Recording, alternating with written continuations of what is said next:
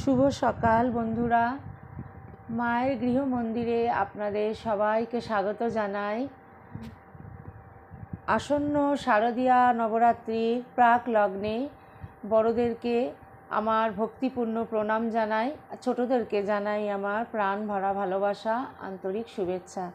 আসুন বন্ধুরা, শ্রী গুরু বন্দনা দিয়ে আজকের কথামৃত পাঠে প্রবেশ করব। গুরুর ব্রহ্মা গুরুর্বিষ্ণু গুরুর্দেব মহেশ্বর গুরুরেব পরম ব্রহ্ম তস্मै শ্রী গুরবে নমঃ। অখণ্ডমণ্ডলাকারং ব্যক্তং येन চরাচরং তৎপদং দর্শিতং येन তস্मै শ্রী গুরবে নমঃ। অজ্ঞানতিমিরান্ধস্য জ্ঞানাঞ্জনশলাকয়া চক্ষুরুন্মিলিतं येन তস্मै শ্রী গুরবে নমঃ। ব্রহ্মানন্দং পরমসুখদং কেবলং জ্ঞানমূর্তিং দ্বন্দ্বাতীतं গগনসদৃশং তত্ত্বমস্যাদিলক্ষ্যम् একং নিত্যং বিমলমচলং সর্বাধিসাক্ষিভূतं ভাবাতীतं ত্রিগুণরহিतं সদ্গুরুং ত্বং নমামি, সদ্গুরুং ত্বং নমামি, সদ্গুরুং ত্বং নমামি।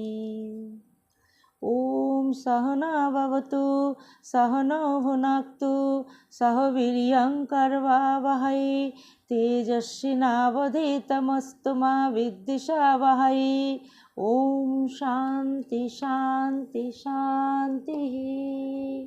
হরি ওম। জয় গুরুদেব। গুরু পরম্পরায় সকল পূজ্যপাদ সদ্গুরু শ্রীপাদ পদ্মে আমার অনন্ত আভূমি লুণ্ঠিত প্রণাম, অন্তরের অন্তঃস্থলের ভালোবাসা, শ্রদ্ধাঞ্জলি, ভক্তি পুষ্পাঞ্জলি নিবেদন করিয়া আজকে কথামৃত পাঠ শুরু করব।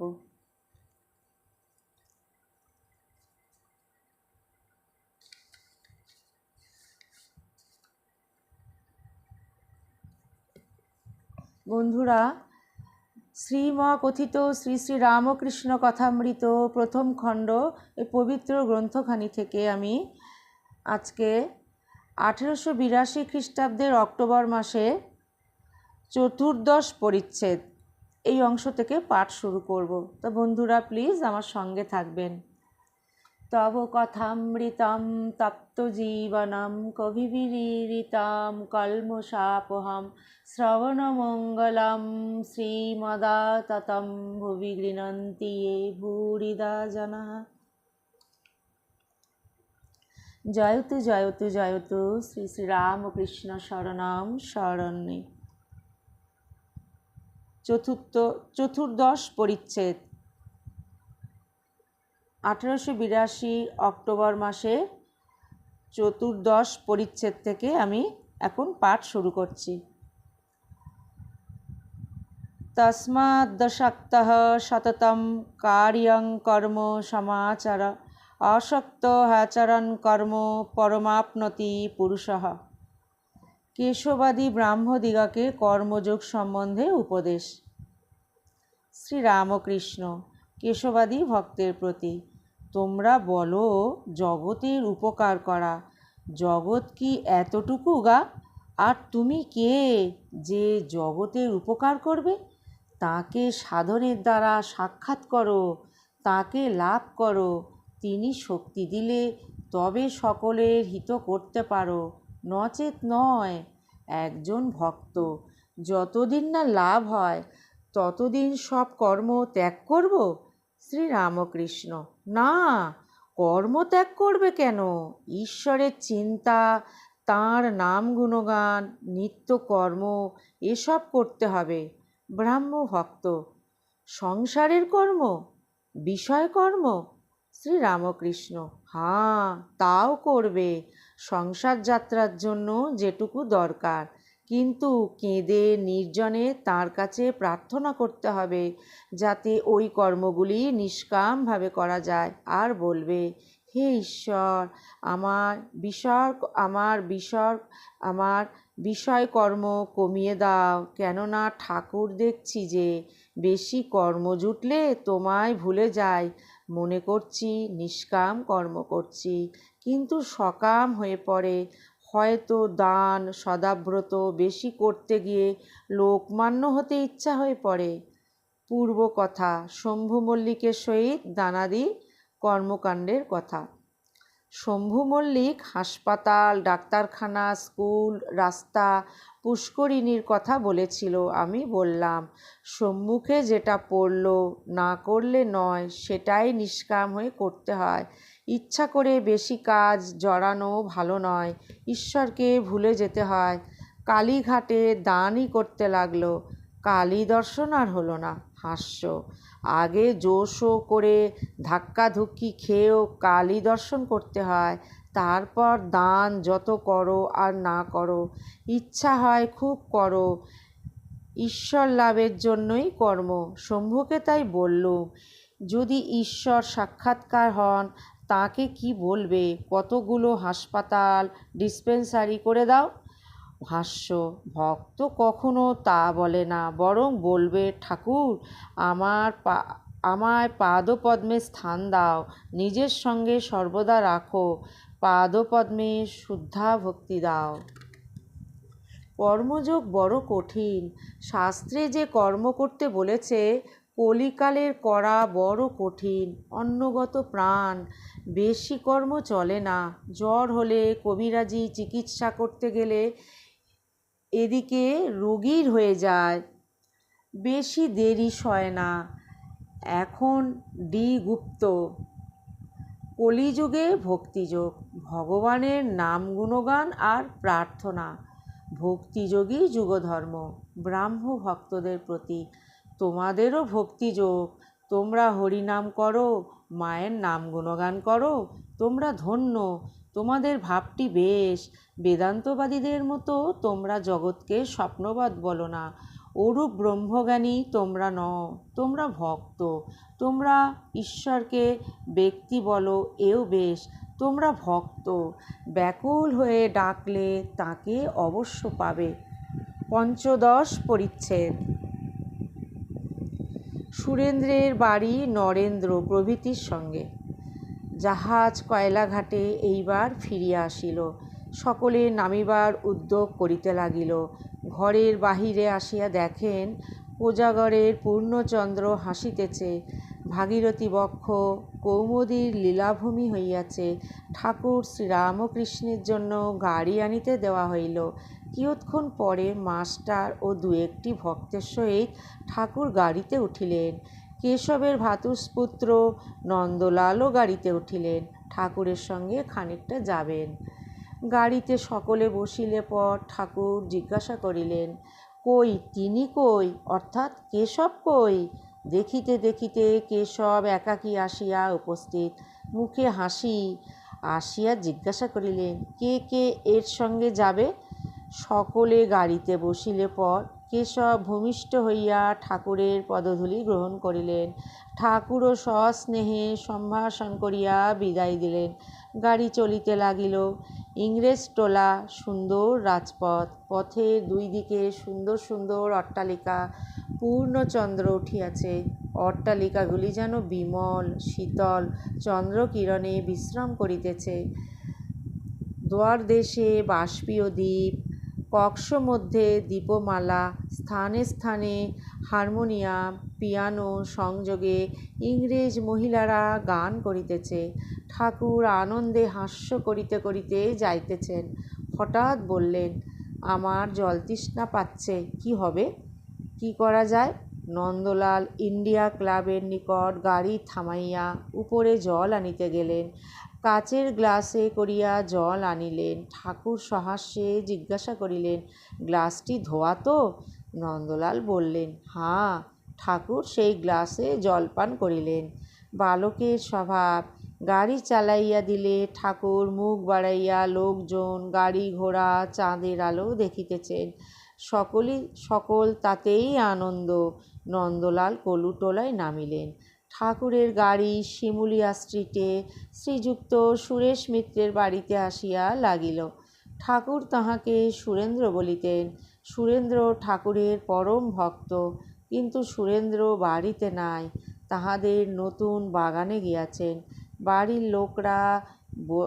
বাড়ির লোকরা বসিতে নিচের ঘর খুলিয়া দিলেন। গাড়ি ভাড়া দিতে হবে, কে দিবে? সুরেন্দ্র থাকিলে সেই দিত। ঠাকুর একজন ভক্তকে বলিলেন, ভাড়াটা মেয়েদের কাছ থেকে চেয়ে নে না, ওরা কি জানে না ওদের ভাতাররা যায় আসে? সকলের হাস্য। নরেন্দ্র পাড়াতেই থাকেন। ঠাকুর নরেন্দ্রকে ডাকিতে পাঠাইলেন। এদিকে বাড়ির লোকেরা দোতলার ঘরে ঠাকুরকে বসাইলেন।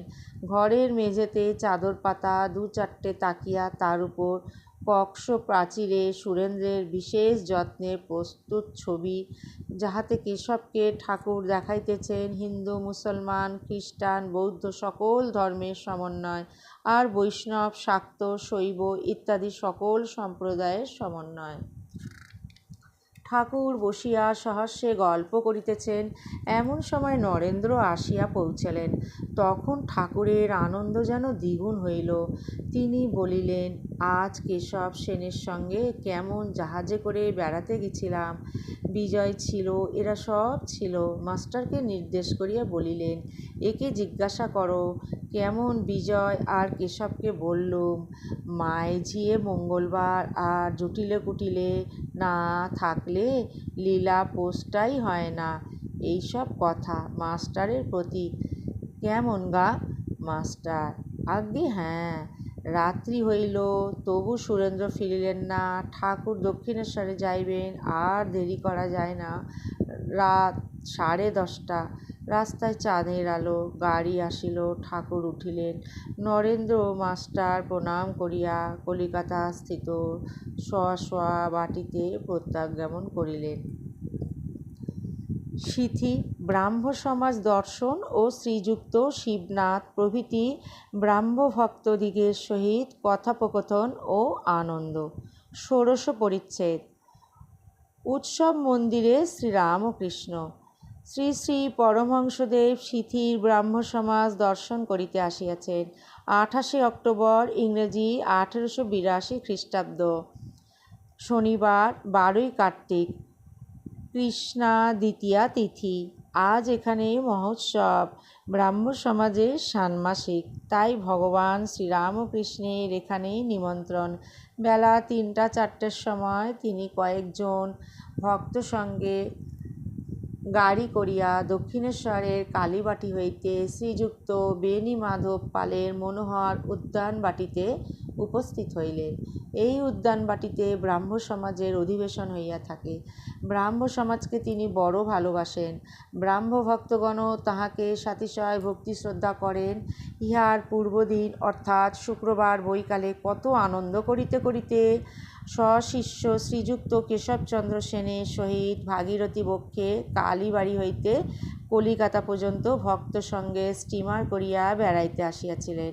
সিথি পাইকপাড়ার নিকট। কলিকাতা হইতে 1.5 ক্রোশ উত্তরে উদ্যানবাটিটি মনোহর বলিয়াছি।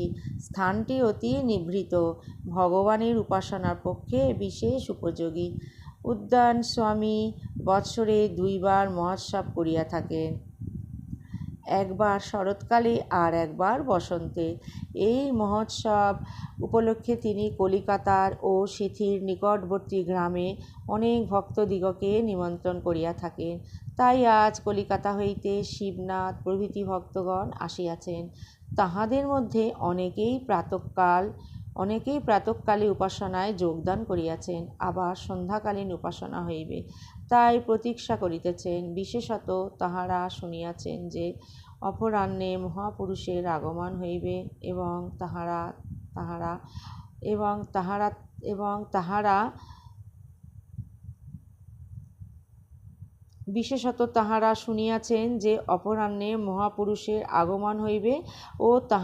তাহার আনন্দমূর্তি দেখিতে পাইবেন, তাহার হৃদয়মুগ্ধকারী কথামৃত পান করিতে পাইবেন, তাহার সেই মধুর সংকীর্তন শুনিতে ও দেবদুর্লভ হরিপ্রেমময় নৃত্য দেখিতে পাইবেন। অপরাহ্নে বাগানটি বহু লোক সমাকীর্ণ হইয়াছে। কেহ লতাগুল্ম, কেহ লতা